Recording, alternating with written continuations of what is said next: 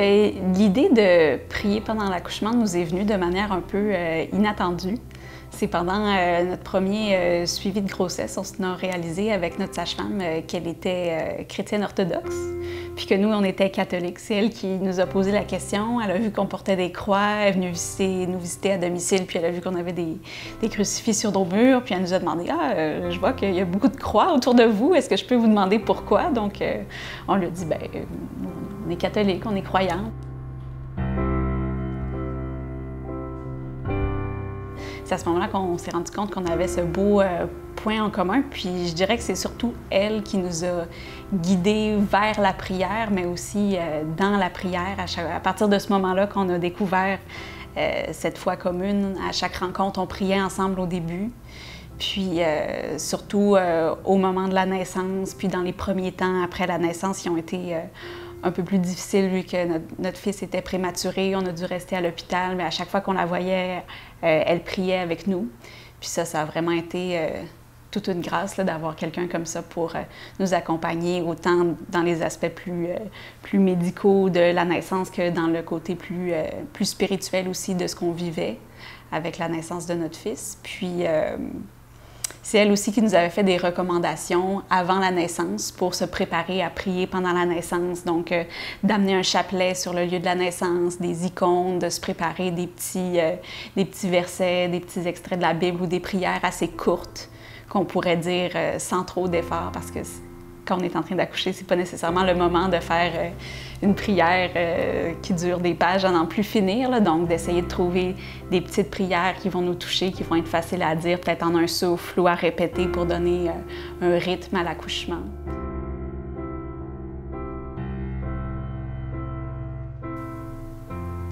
Nous, on est relativement des récents convertis. Puis, je te dirais qu'avant la naissance de mon fils m'a vraiment transformée. Là. Devenir mère, c'est la plus belle expérience que j'ai vécue. Mais je dirais aussi qu'avant ce moment-là, j'étais pas quelqu'un qui priait beaucoup. Je pense qu'on n'avait même pas encore commencé à faire nos prières à tous les repas ou des choses comme ça. Donc, c'est vraiment, je dirais, la naissance de mon fils, en tout cas, au point où j'en étais à ce moment-là, c'est vraiment été le moment où j'ai le plus prié dans ma vie.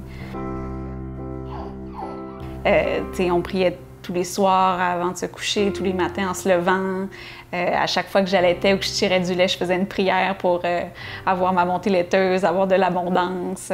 Puis, à un moment donné, la sage-femme a dit « On a vraiment l'impression que vous reposez dans le creux de la main de Dieu. » Puis ça, j'ai trouvé ça beau. Puis je me suis rendu compte que c'est vrai qu'on était entourés d'une grâce absolument superbe. Là. Tout s'est bien passé finalement. C'est ça, avec l'hospitalisation de notre fils, la sortie de l'hôpital, le retour à la maison, puis l'accouchement lui-même s'est super bien passé aussi. Puis dans un sens, c'était peut-être la réponse à nos prières, puis aussi c'était naturel pour nous de rendre grâce pour toutes les belles choses qui nous arrivaient dans l'accueil de cet enfant-là au monde. Donc, c'est difficile de dire qu'est-ce que la prière apporte de plus, parce qu'on ne peut pas revivre deux fois la même situation en essayant de prier puis en essayant de ne pas prier, mais c'est sûr qu'il y a quelque chose de naturel de s'adresser à Dieu pour lui dire merci pour ce qu'il nous donne, puis lui demander son soutien, son amour, d'envoyer son esprit sur nous dans ces moments-là, surtout les moments forts de nos vies, les moments plus difficiles.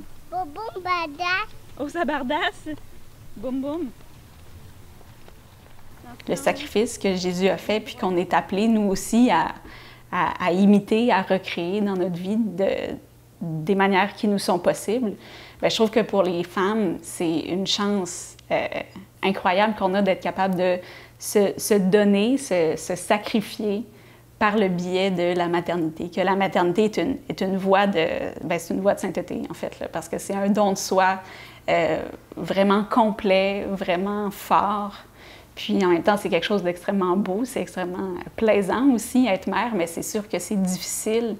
Puis c'est ça, le fait de autant partager son corps pendant la grossesse, de nourrir un enfant, autant quand il est en nous qu'après, en l'allaitant, on le nourrit pleinement, puis aussi d'être un point de repère pour quelqu'un d'autre. Tu sais, une mère, c'est fort, là, c'est gros pour quelqu'un d'autre, être la mère, puis en même temps, c'est une grande joie, mais c'est aussi, après ça, on sacrifie toutes nos émotions, toutes nos pensées. Tu sais, si notre enfant ne rentre pas un soir, on va être dévoré d'inquiétude. Donc, c'est vraiment aussi, on donne une partie de nous.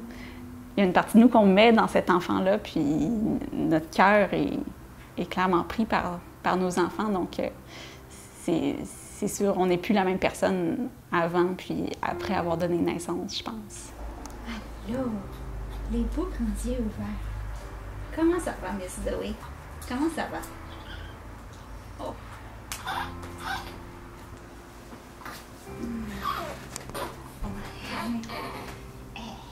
Quand je me suis préparée à mon premier accouchement, puis encore au deuxième, j'ai beaucoup pensé à l'accouchement de Marie, parce que c'est quand même assez drôle. À chaque année, à Noël, on célèbre la nativité, la naissance de Jésus, mais la naissance de Jésus, c'est aussi l'accouchement de Marie, puis étonnamment, on en sait très peu sur l'accouchement de Marie. Donc moi, c'est vraiment quelque chose qui m'a amenée à me poser des questions. C'est une parole que je trouve en général très belle, la réaction de Marie face à l'ange.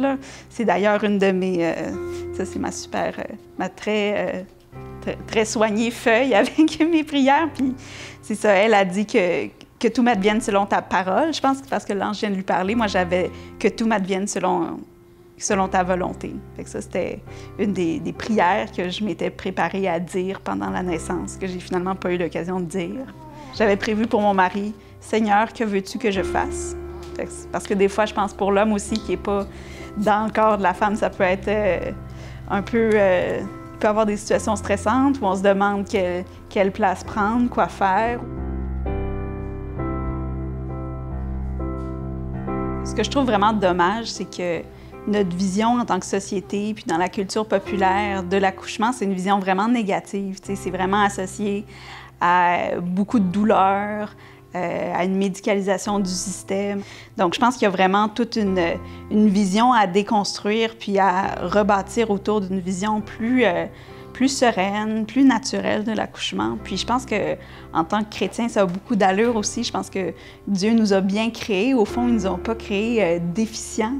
Il a créé les femmes avec tous les outils, toutes les capacités pour donner naissance.